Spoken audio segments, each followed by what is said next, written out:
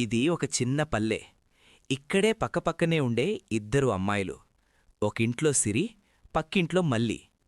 చిన్నప్పట్నుంచే కలిసి పెరిగినవాళ్లు. కాని ఇద్దరి స్వభావాలు మాత్రం వేరు. పని అంటే పద్ధతిగా ఉండాలి మళ్ళీ. లెక్క లేకపోతే నష్టం వస్తుంది. అంత ఆలోచన ఎందుకే సిరి? చేతులు కదిలితే చాలు, అదే పని. మల్లికి ఒక ఆలోచన వచ్చి ఇలా అంటుంది. ఈసారి పుచ్చికాయలు వేద్దాం సిరి, బాగానే గిట్టుబాటొస్తుంది. సరే, కాని ఇద్దరం సమానంగా పనిచేద్దాం. లాభం నష్టం రెండూ మనిద్దరి వాటే. ఇద్దరూ చేతులు కలిపి తమ తోటలో విత్తనాలు వేశారు. కొత్త ఆశలతో జీవితం వైపు అడుగువేశారు. రోజులు గడిచాయి. ఎండలో చెమటలో ఇద్దరూ కష్టపడ్డారు. కాని మాటల్లో కాస్త తేడా వచ్చింది.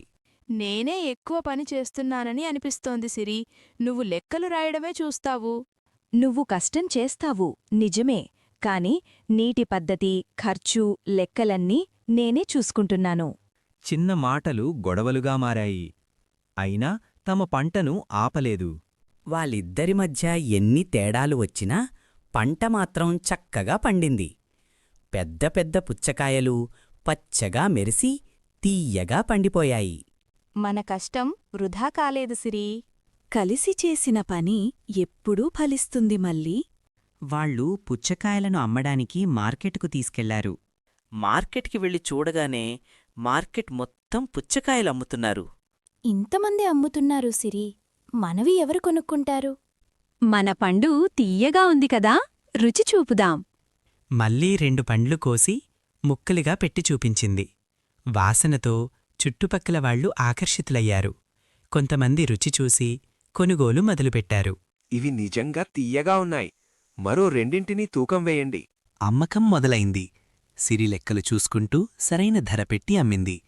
కొంతసేపటికి అమ్మకం కొంచెం తగ్గింది.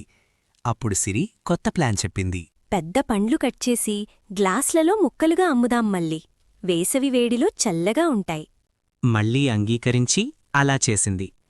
వేసవి వేడిలో చల్లగా ఉన్న పుచ్చకాయ ముక్కలు చూసి జనాలు కూడా ఆగారు. వాళ్ల దగ్గర గిరాకీ పెరిగింది. కొన్ని గంటల్లోనే వాళ్ల దగ్గర ఉన్న అన్ని పుచ్చకాయలు అమ్ముడుపోయాయి. లెక్క వేసుకుంటే మంచి లాభం వచ్చింది. సిరి, నీ ఆలోచన వల్లే ఇంత అమ్మకమయ్యింది. నీ కష్టం లేకపోతే ఆ ఆలోచన కూడా పనికిరాదే మళ్ళీ. అలా సిరి మల్లి తమ కష్టంతో తెలివితో పంటను విజయవంతంగా అమ్మారు. అది వారికి లాభం మాత్రమే కాదు, ఒక కొత్త అనుభవం కూడా ఇచ్చింది. ప్లీజ్, మీరు మా వీడియోస్ చూస్తున్నారు కానీ చాలామంది సబ్స్క్రైబ్ చేసుకోవటం లేదు. సబ్స్క్రైబ్ చేసుకోండి. మీరు చాలామంది సబ్స్క్రైబ్ చేసుకుంటే మాకు మోటివేషన్గా ఉంటది. మీకు నచ్చేలా వీడియోస్ మేము మీ ముందుకు తెస్తాం. Please do the subscribe to our channel.